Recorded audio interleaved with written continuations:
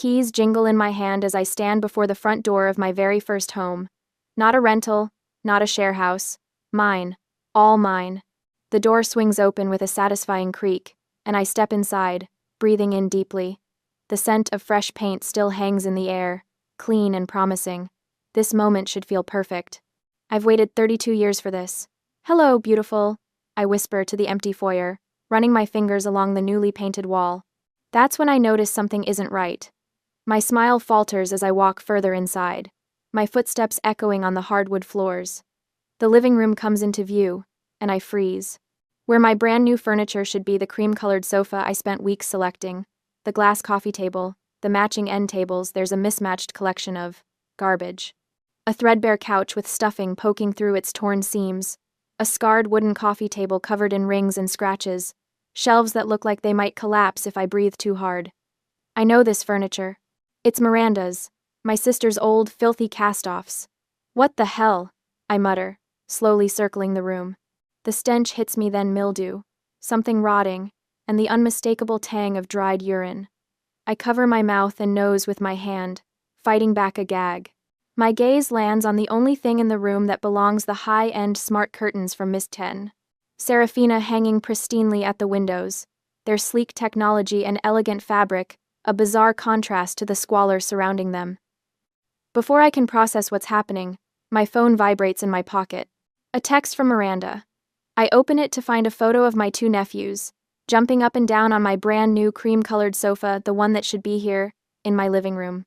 The boys are grinning, sticky hands grabbing at the cushions as they bounce. Below the photo, a message. Thanks, sis. Mom said it was a housewarming gift for me. My old stuff is at your place, but you're so good at decorating, you'll make it look great. My hands shake as I stare at the screen.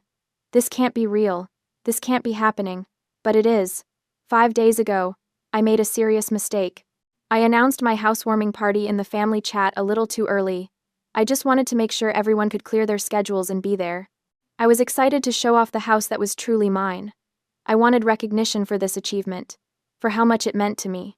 My mother, Linda, had immediately chimed in. Oh, I want to see it before everyone else. Let me come over. Let me be involved. I remember how my heart had warmed at those words. For once, my mother wanted to be part of my life. Not just Miranda's. Mine. Then the furniture company called, confirming delivery for Friday today when I had a crucial meeting I couldn't reschedule.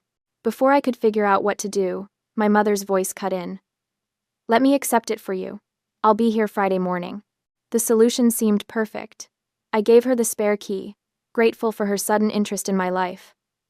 Finally, I had thought, my mom actually cares about me. What a joke. I sink down onto the filthy sofa, not caring about the dust that rises around me. I've spent my entire life as the invisible daughter. The family wallet. The one who paid her own way through college while Miranda dropped out. The one who covered Miranda's $1,200 credit card debt, and then the $1,800 one that followed. The one who sends $600 every single month to make sure my nephews have everything they need, while their mother posts vacation photos on social media. My phone buzzes again. Another text from Miranda. The boys love the sofa. It's perfect for our place. Mom said you wouldn't mind. You're so independent. Something inside me, something that's been bending for 32 years, finally snaps. I don't cry. I don't scream. I feel a strange calm wash over me, like ice water in my veins. I look around one more time at the disgusting furniture my mother and sister have dumped in my beautiful new home. I take a deep breath, ignoring the stench. I stand up, brush the dust from my clothes, and grip my car keys so tightly the metal cuts into my palm. My sister's apartment is only a 10-minute drive from here. My mother is probably still there, the two of them laughing about how they've pulled one over on practical, reliable Peyton yet again. My father is likely sitting quietly in the corner, watching it all happen, the way he always does. Not this time. I stride back to my front door, the calm inside me solidifying into something harder, something colder, something that has been waiting for this moment for 32 years. I don't bother locking up. After all, there's nothing worth stealing.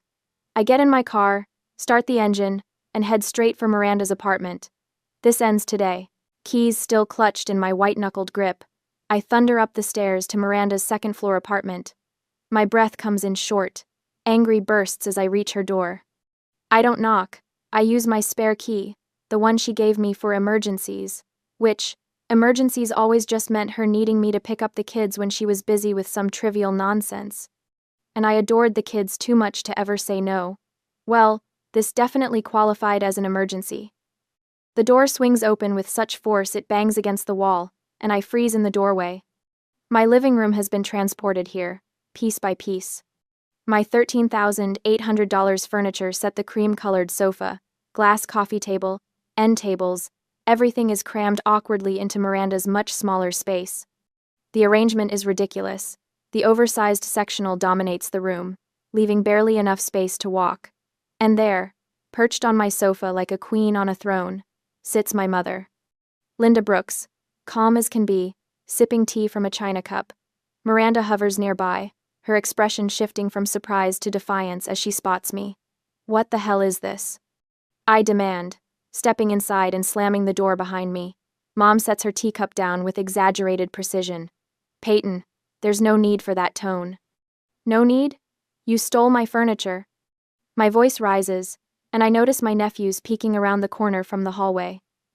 We didn't steal anything, Miranda says, folding her arms. Mom said it was a gift. A gift? I never… Peyton, Mom interrupts, her voice taking on that reasonable tone she uses when she's about to say something completely unreasonable. You live alone in that big house. Why do you need such expensive things? Miranda has 2 growing boys. I stare at her, incredulous. Because I bought them. With my money. For my house. You're a decor influencer, Miranda chimes in. Just turn trash into treasure. That's what you do, right? Take my old stuff and make it look amazing for your followers. The audacity nearly knocks me backward. You dumped your filthy, broken furniture in my brand new home. That couch smells like urine. Mom gasps, placing a hand over her heart. Are you saying my grandsons aren't house-trained? They're not animals, Peyton. That's not… You're taking toys away from the kids. Miranda cuts in, her voice rising to a theatrical pitch. They love that sofa. Look how happy they are. On cue, my nephews step into view, eyes wide and uncertain. I know this routine. I've seen it my entire life. When confronted, Mom and Miranda instantly transform into victims. This isn't about the boys, I say, struggling to keep my voice level. This is about you taking something that doesn't belong to you. We're family, Mom says, as if that explains everything. Family shares. I take a step forward. Then why didn't you ask me first? Because you would have said no, Miranda replies, rolling her eyes like I'm being completely unreasonable. Yes, I would have. Because it's mine. Mom stands up from my sofa, smoothing her pants. Peyton, honestly, this temper tantrum is beneath you. You should just stop. And go home to prepare for your photo shoot with Miss Serafina on Tuesday. Are you really going to miss that big opportunity just to stand here and fight over a sofa? I freeze, her words sinking in slowly, like poison. How do you know about my photo shoot with Serafina? A flicker of something surprise. Guilt crosses her face before she composes herself. You mentioned it. Obviously. No, I didn't. The realization hits me like a punch to the gut. I haven't told anyone except Luna. Not family. Especially not family. The Serafina contract was too important, too precarious. She knew. My mother knew about the promotional photo shoot with Serafina. This wasn't just theft, it was calculated career sabotage. You went through my emails, I say, my voice barely above a whisper. You planned this whole thing. Before she can respond, the boys rush forward and throw themselves against my legs, clinging to me. Auntie, please don't take the sofa, cries the younger one, tears already streaming down his face. We love it. See what you're doing? Miranda hisses. You're upsetting them. For a moment, I feel that familiar pull, the guilt, the obligation. But something has changed inside me. I kneel down to their eye level, gently placing my hands on their shoulders. Sweeties, I'm not mad at you. I love you. But this is Auntie's property. Your grandma and mom took it without asking me.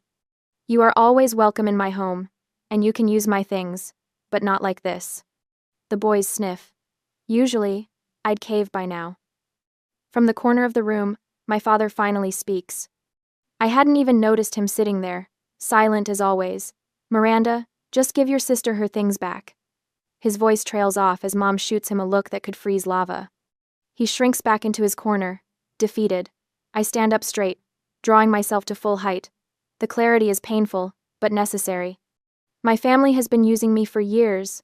My money, my stability, my silence, but not anymore. I'll say it one more time. Pack it up, or you will face the consequences. Miranda steps forward, her expression ugly with contempt. You dare? What are you gonna do? My hand moves to my phone in my pocket. What am I going to do? Indeed. Miranda leans against her kitchen counter, arms crossed, a smug grin spreading across her face. You can't do anything about it, she says, her voice dripping with the confidence of someone who's never faced consequences. My mother nods in agreement, setting her teacup down with a delicate clink. Be reasonable, Peyton. You have that photo shoot with Miss Serafina on Tuesday. You can't possibly let this family matter get out. She smooths her skirt, the picture of composure. Think about your reputation. For once, think about the kids.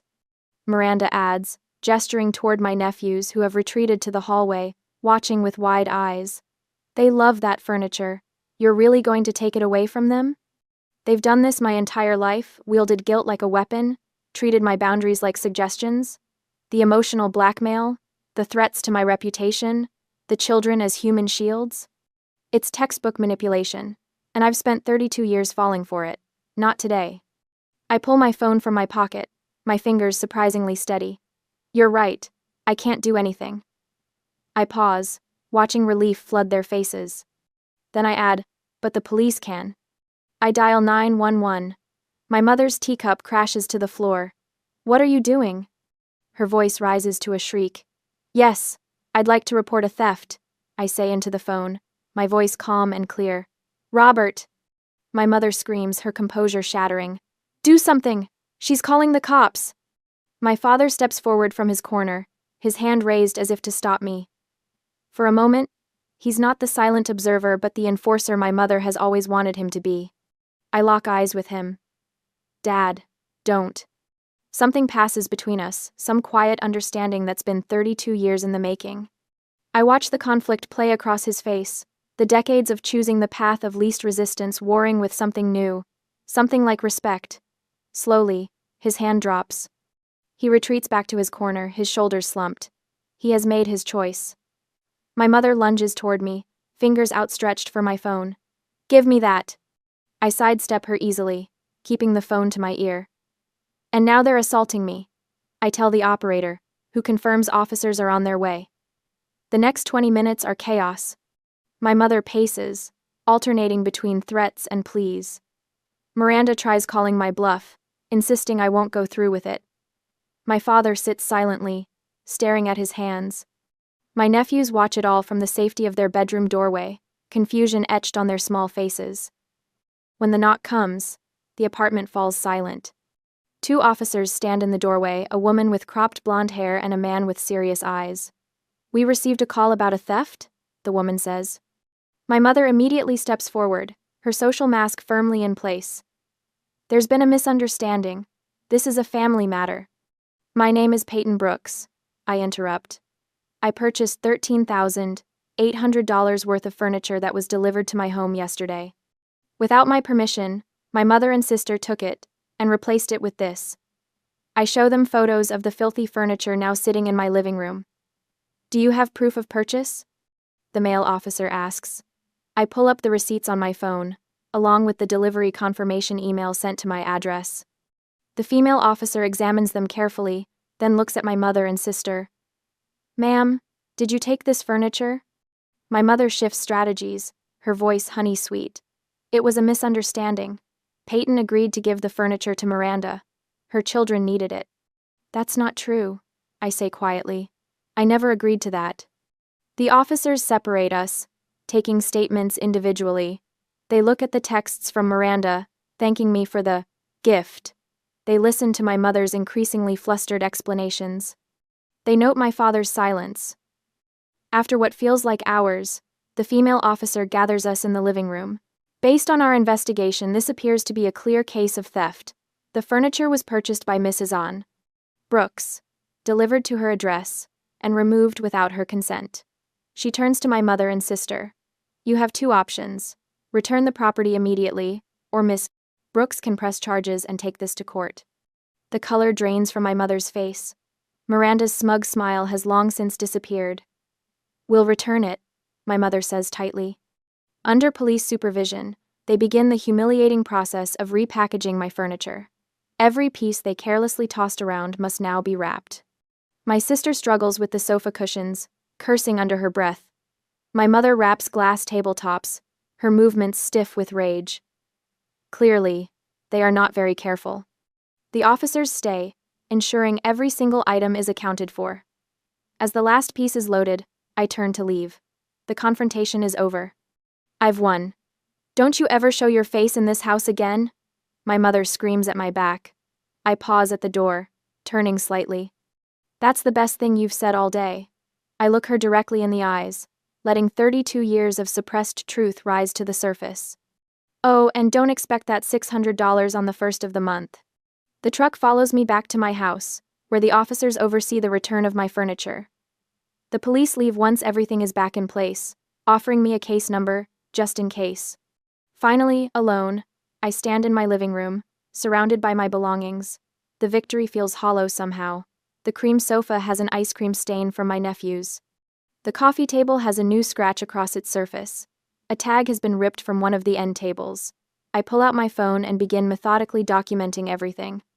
I take videos of the entire room, then close-up photos of each imperfection, the stain, the scratch, the ripped tag. I'm not sad. I don't have time for that luxury. I call an emergency sofa cleaning service, wincing at their weekend premium rate but agreeing immediately. The stain needs to be gone before Tuesday's photo shoot with Miss Serafina. Everything must be perfect. The weekend passes in a blur of preparations. Luna arrives Saturday morning, her arms full of groceries and cleaning supplies. You called the cops on your mom? She says. Not a question but a statement filled with awe. You actually did it. I had to, I reply, arranging throw pillows to hide the slightly darker patch where the stain had been. I'm proud of you, Luna says, helping me center the coffee table. We work together, transforming my house into the showcase it needs to be for Tuesday. By Sunday night, everything looks perfect. I've just stepped out of the shower when I notice my phone blinking with notifications. 3 missed calls from Miss Serafina, and 5 from Luna. My stomach drops as I unlock the screen. There it is, Miranda's newest social media post. A photo of the old, filthy furniture they had dumped at my place, with Miss Serafina's high-end curtains hanging perfectly in the background. She's tagged at Peyton's pics and written, "Visited the expert decorator's new house. Guess this is an influencer's real taste? Trash. Disappointed." I stare at the phone, water dripping from my hair onto the screen. Miranda couldn't steal my furniture, so she's trying to steal my reputation instead. The war has only just begun. My phone won't stop vibrating. 3 messengers from Luna. 23 notifications from Instagram. The comment section explodes beneath it. Some defending me. Others expressing shock and disappointment. The PR crisis is spiraling in real time, right before my eyes. My phone buzzes again. Miss Serafina. I take a deep breath and answer. Miss Serafina, I was just about to call you. Peyton. Her voice is ice. I've been sent a rather disturbing image featuring my curtains. This was not in our contract. Having my brand new line displayed alongside what appears to be garbage is unacceptable. My heart hammers against my ribs, but I keep my voice steady. Miss Serafina, I completely understand your concern. That photo was taken and posted without my knowledge or consent. Explain, now. So I do. The entire humiliating story pours out: the furniture swap, calling the police, getting everything back, spending the weekend cleaning. How my sister and mother deliberately sabotaged me, using her old furniture and my professional reputation as weapons. There's silence on the other end when I finish. The photo shoot is still scheduled for tomorrow. I say into the void. I guarantee it will be perfect. The furniture is all in place, professionally cleaned. Your curtains will be showcased exactly as we discussed. Another long pause. Very well, Miss Serafina finally says. I sympathize with your situation, Peyton. Family can be complicated. But I'm trusting you to deliver what we agreed upon. My team will arrive at 9 a.m. sharp. I won't let you down. Thank you for understanding. After hanging up, I send Luna a quick text. Everything under control. Serafina still on for tomorrow. We'll call you later. I walk to my desk and open my laptop. A new spreadsheet appears on the screen. I title it, Final Invoice. Line by line, I document everything. College debts, $1,200 plus $1,800 equals $3,000. Monthly support $600 x 36 months, $21,600. Gifts 5 years, est, $5,000. Total, $29,600. I stare at the figure, nearly $30,000, the concrete cost of being the family ATM for years. I save the file and close my laptop. Tomorrow, Miss Serafina arrives. The photoshoot transforms my living room into a hive of focused activity. Lighting technicians adjust their equipment while stylists make final touches to the furniture arrangement. Miss Serafina inspects her smart curtains, nodding approvingly as they respond to her voice commands, shifting from translucent to opaque with elegant fluidity. Luna hovers near me, having taken the day off work to be here. She's been glancing nervously at the door all morning. They won't show up. I tell her, knowing exactly what she's thinking. I wouldn't put it past them, Luna mutters. Your mother has the audacity of 10 normal people, and Miranda follows her lead like a puppy. Even they aren't stupid enough to crash a professional photo shoot. The photographer positions me on my pristine, cream-colored sofa, the very one my nephews had jumped on in Miranda's apartment. Now it's immaculate again, not a stain in sight thanks to the emergency cleaning service. Perfect, the photographer says, adjusting my position slightly. Now, reach toward the curtains as if you're about to adjust them. I follow his direction, extending my arm gracefully toward the smart curtains. The camera clicks rapidly. These are stunning, Miss Serafina says, reviewing the first batch of shots. Absolutely perfect.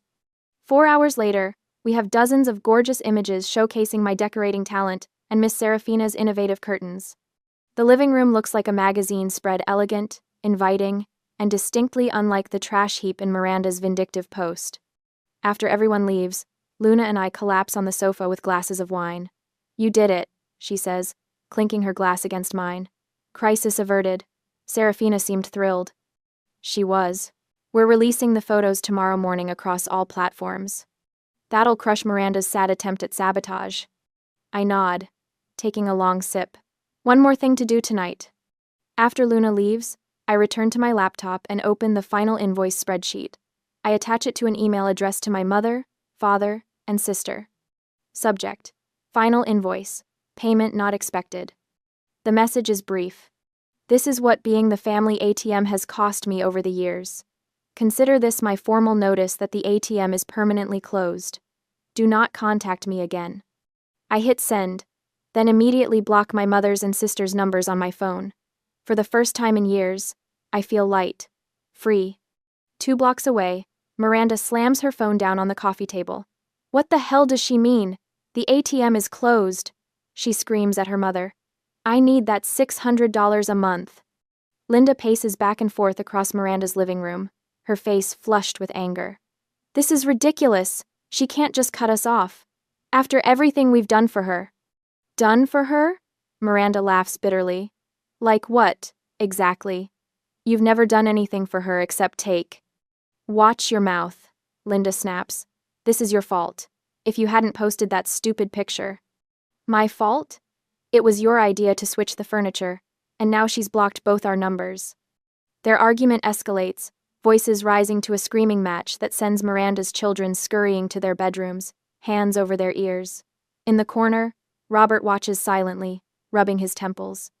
The shouting continues for another hour before he retreats to the spare bedroom and pulls out his phone.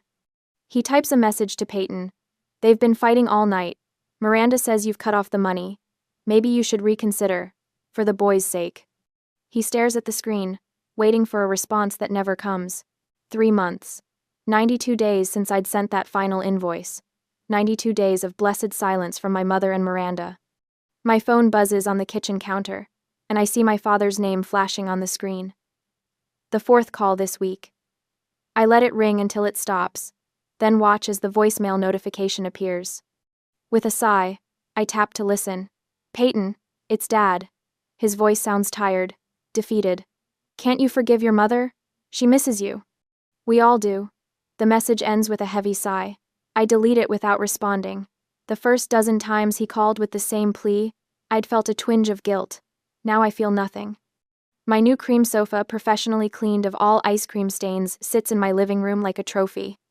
A reminder that I'd finally done what 32 years of being the good daughter hadn't accomplished. I'd made them see me. My phone buzzes again. This time it's not my father but my Aunt Teresa, my mother's sister. Peyton Brooks, what is wrong with you? Her voice is sharp through the speaker. She's your mother, for heaven's sake, how can you be so cold? I pull the phone away from my ear as she continues. Family forgives, Peyton. Miranda made a mistake. Your sisters. Just let it go. When she pauses to take a breath, I speak.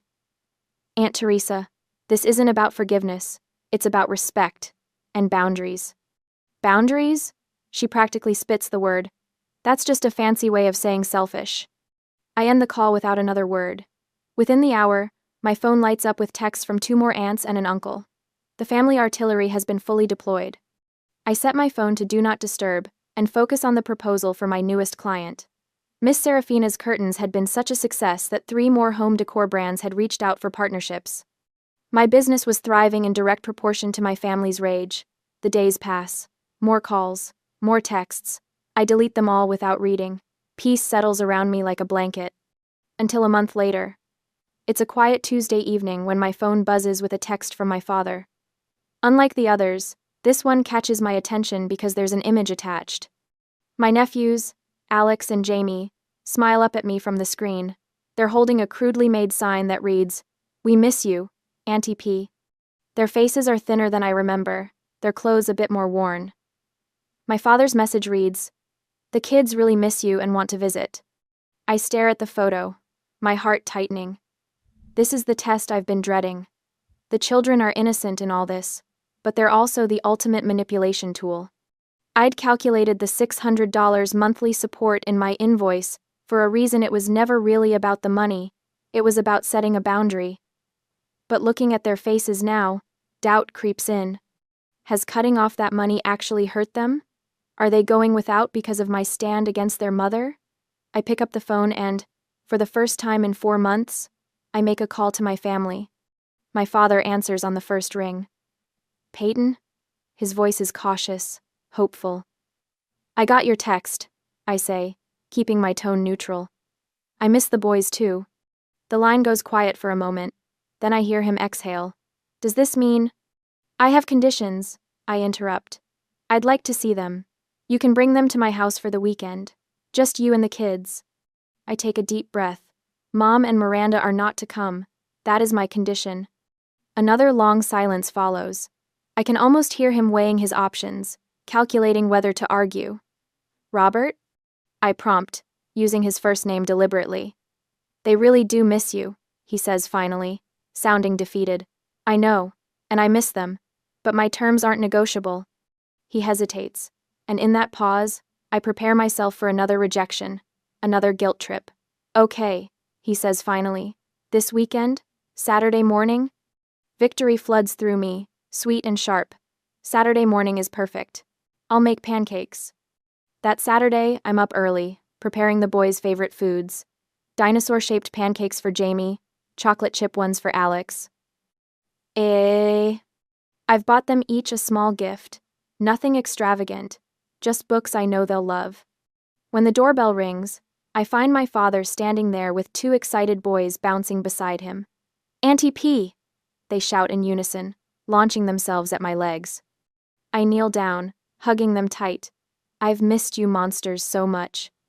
My father stands awkwardly at the threshold until I nod for him to come inside. He looks older than I remember, the lines around his eyes deeper. The day passes in a blur of pancakes and board games and stories. The boys don't mention their mother or grandmother once. Sunday afternoon arrives too quickly. As the boys gather their things, my father pulls me aside in the kitchen. You know, he says quietly, eyes on the boys in the living room. Since you did that, Miranda has changed. I raise an eyebrow, skeptical. Changed how? He rubs a hand over his face. She had to get off social media. And he clears his throat. She's had to get a second job to support the kids. I wait, not saying a word. The important thing is, he continues, instead of worrying what people think, she's living in reality and focusing on her kids for once. The two of them are happier now. The irony isn't lost on me. My active self-preservation had forced Miranda to become a better mother. And Mom? I ask, unable to help myself. His expression darkens. She doesn't understand. Probably never will. He meets my eyes directly for perhaps the first time in my life. But I do. You were right to do what you did. The admission staggers me.